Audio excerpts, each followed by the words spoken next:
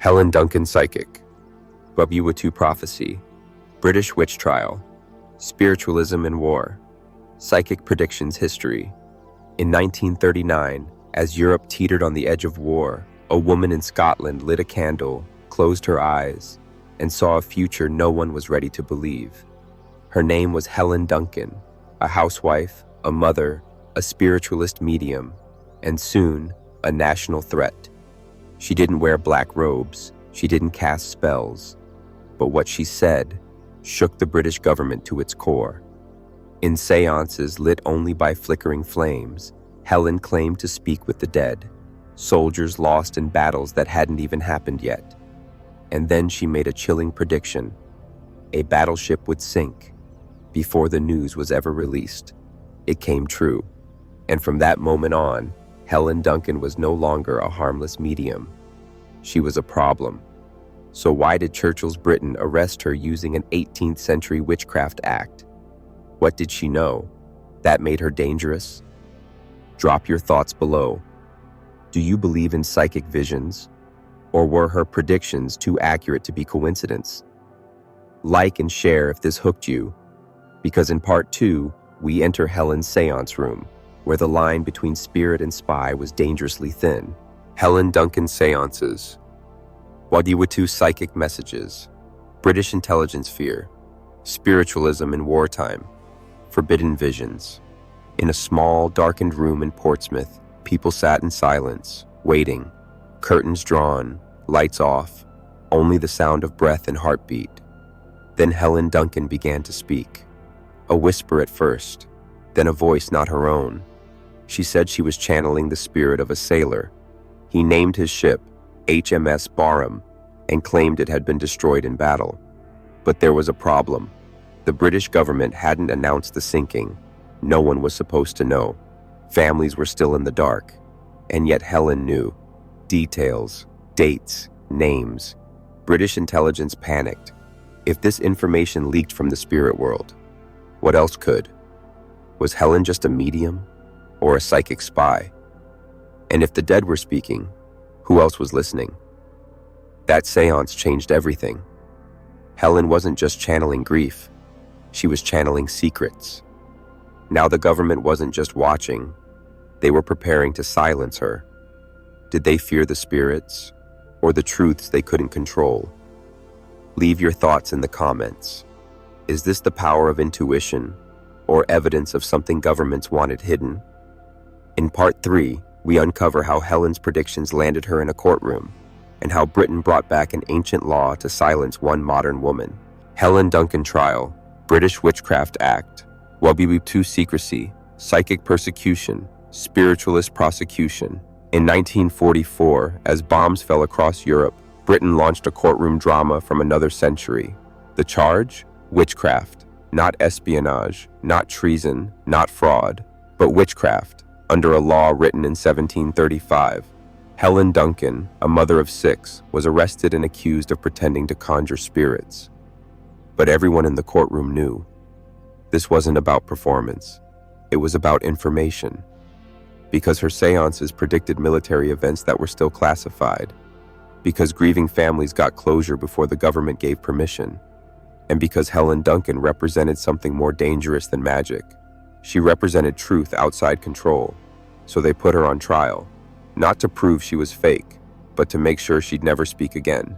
For the first time in over a century, Britain tried someone as a witch. Not because they believed in witches, but because they feared what Helen knew. Was this justice or censorship in disguise? Comment your take below. Should Helen have been protected as a spiritualist or prosecuted as a threat? In part 4, we'll reveal what happened after the trial and whether the spirit stayed silent after Helen was jailed. Helen Duncan Prison. Psychic visions continue. Spiritualism under pressure. Suppressed prophecy. Unexplained phenomena. They thought jailing her would silence the voices. They were wrong.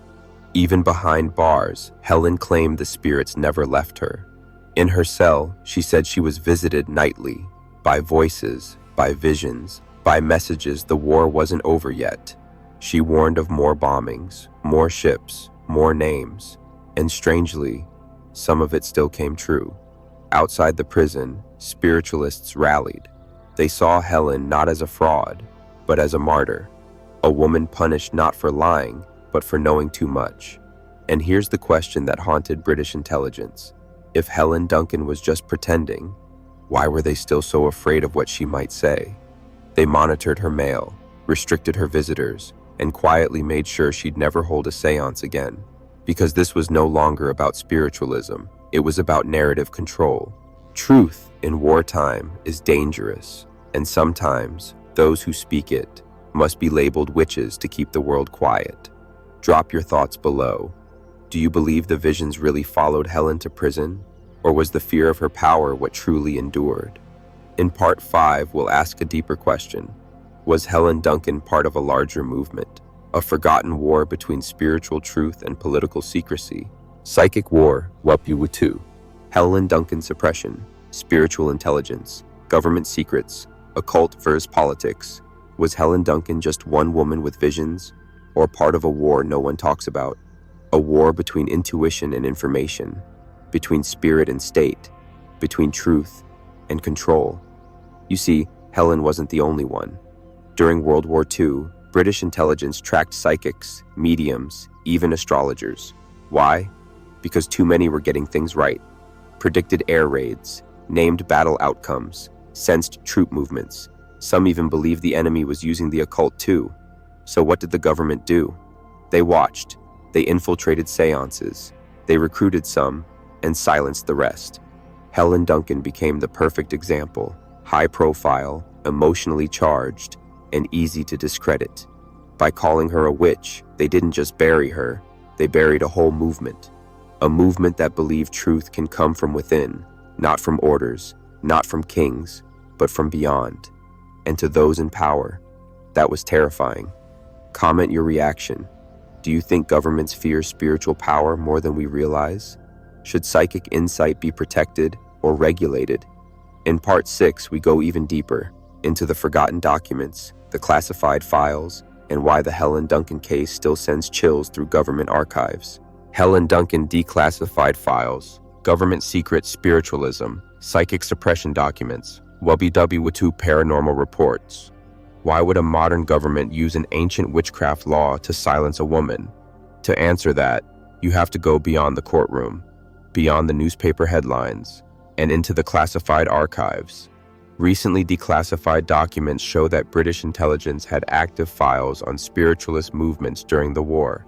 Séances were watched. Psychics were named. And yes, Helen Duncan's name appeared more than once. But the most disturbing part? The documents don't claim she was a fraud.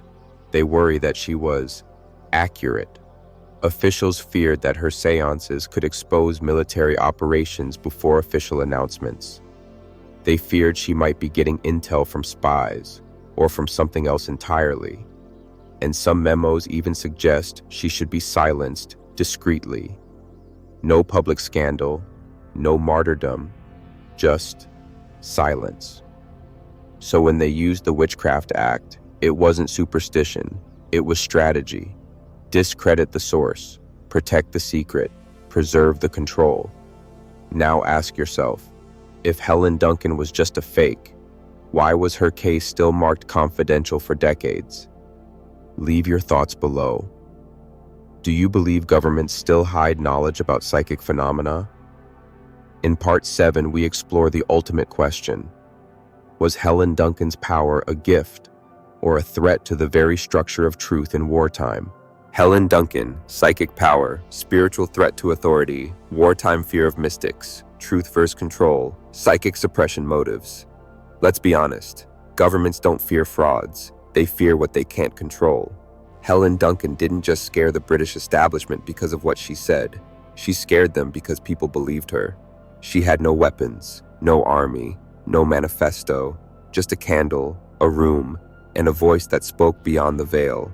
And in wartime, when secrecy is survival, truth becomes a weapon. Helen's séances weren't just spiritual, they were political. Each message from the other side chipped away at official narratives. Each grieving family she comforted reminded the state that they weren't in control of grief. And that terrified them, because if the dead can speak, what else can be revealed?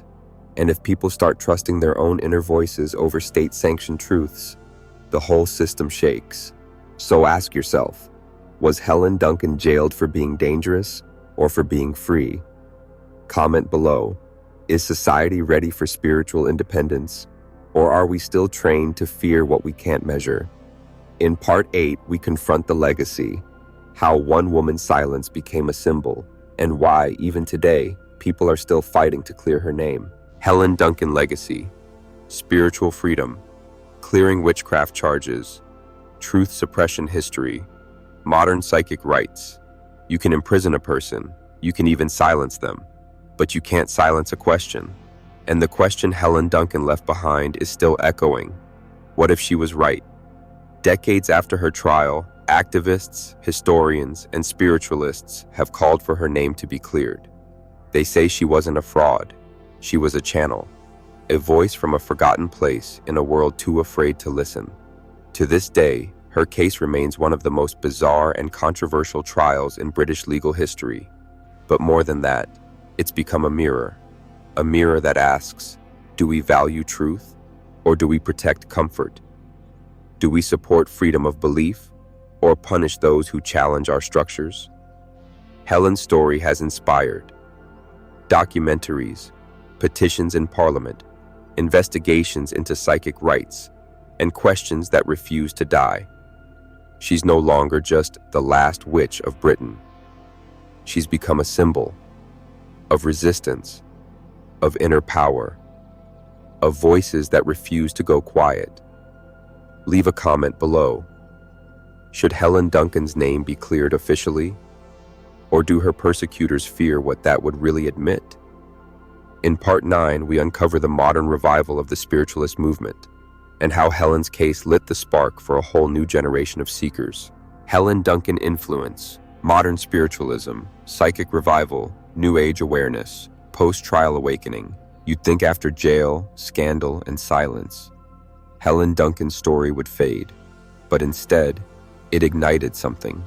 Today, more people than ever are exploring mediumship, intuition, and spiritual truth. They ask, can we connect beyond the veil? Are visions real or conditioned out of us? What else has been hidden in the name of order? And many trace their curiosity back to one woman who dared to speak when silence was the rule. Spiritualist churches still mention her name. Mediums honor her courage. Authors write books not just about her trial, but about her message. And her case has become a turning point in the movement for spiritual freedom. Because whether you believe in psychic gifts or not, Helen's story proves one thing. Power doesn't like to be questioned, especially by someone it can't understand. So maybe the greatest legacy isn't that Helen saw the future, but that she inspired others to look for it too. Leave your thoughts below. Do you believe psychic awareness is rising again? And do you think stories like Helen's are waking people up? In Part 10, we tie it all together. What Helen Duncan's story really teaches us about truth, fear, and the unstoppable force of a free mind. Helen Duncan meaning war and truth, freedom of belief, suppressed voices, psychic history reflection. In the end, this was never just a story about one woman. It was about how we treat truth when it comes from places we don't expect. A mother, a medium, a so-called witch. Helen Duncan wasn't burned at the stake, but she was burned by fear, by power, by a system that couldn't fit her into its logic. And yet, decades later, she still speaks, not in seances, but through every person who dares to say, I saw something, I felt something, I believe there's more. Her case forces us to ask, do we honor intuition, or do we silence it when it doesn't align? Do we trust the unknown, or crush it with laws written in fear? And maybe most important, if truth showed up at your door, but didn't look the way you expected, would you recognize it? Leave a comment with your truth. Like if this story moved you, save it if it left you wondering, and share it, because maybe someone else is waiting to remember what they already knew. And remember, the most dangerous voice in any society isn't the loudest. It's the one they tried hardest to erase.